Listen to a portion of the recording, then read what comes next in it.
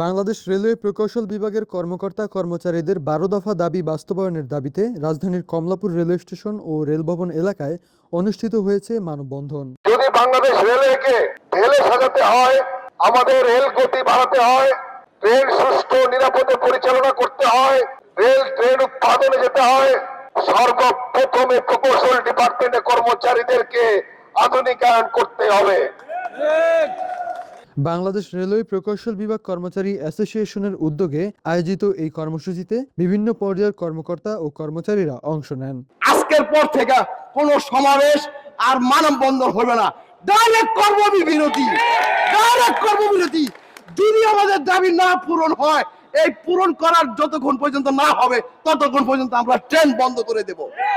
মানববন্ধন থেকে গ্যাজেটেড ছুটি, কর্মঘণ্টা সহ প্রকৌশল বিভাগের বিভিন্ন দাবি দ্রুত বাস্তবায়নের আহ্বান জানানো হয়। বক্তারা বলেন, তাদের যৌক্তিক দাবিগুলো দীর্ঘদিন ধরে আলোচনায় থাকলেও এখনো প্রত্যাশিত বাস্তবায়ন হয়নি। ওয়েমেন মানে বৃষ্টির মধ্যে থাকবে, ওয়েমেন মানেই রোদ্রে পড়বে, ওয়েমেন মানেই হচ্ছে নির্যাতিত হবে, ওয়েমেন কখনো ঘরে যেতে পারবে না, রাত্রে নাইট ডিউটি আছে, গাড়ি পড়ে গেছে সেইখানে ওয়েমেন, যে কোনো জায়গায় ওয়েমেন। আপনার যখন অন্য জায়গায় যায় গাড়ি পড়ে, তখন আপনারা অন্য চিন্তা করার আগে প্রথম চিন্তা করলে ওয়েমেন করবেন আছেন। এই গাড়িটা তোলার জন্য থেকে যে কোনো কাজের জন্য ইঞ্জিনিয়ারিং ডিপার্টমেন্টকে ডাকা হয়। ইঞ্জিনিয়ারিং ডিপার্টমেন্টের কারা আছে, তাড়াতাড়ি ওদেরকে ডাক দাও, কারণ ইঞ্জিনিয়ারিং ডিপার্টমেন্ট ছাড়া এই পুরো রেলের চাকাটাকে সচল করা পসিবল না। প্রকৌশল ডিপার্টমেন্টের একটি মৌলিক দাবি ছিল, সেটা হচ্ছে ছুটি এবং কর্মঘণ্টা নির্ধারণ। সেটা বাস্তবায়নের জন্য আমাদের, আপনারা জানেন, রেলওয়ে যে আইন, রেলওয়ে অ্যাক্ট 1890, সেটা আমাদের জন্য একটা বাধা হিসেবে দাঁড়িয়েছিল। বর্তমান সরকার সিদ্ধান্ত নিয়েছে সেই রেলওয়ে অ্যাক্ট পরিবর্তন করে এই মাঠ পর্যায়ে রেল কর্মচারীদের জন্য নির্ধারিত কর্মঘণ্টা বাস্তবায়ন করতে পারবে, এবং সে লক্ষ্যে এডিজিআই মহোদয় উনি নিজে দায়িত্ব নিয়েছেন যে রেলওয়ে অ্যাক্ট পরিবর্তনে যে প্রয়োজনীয় যে সংশোধনী, সেখানে উনি কাজ করবেন।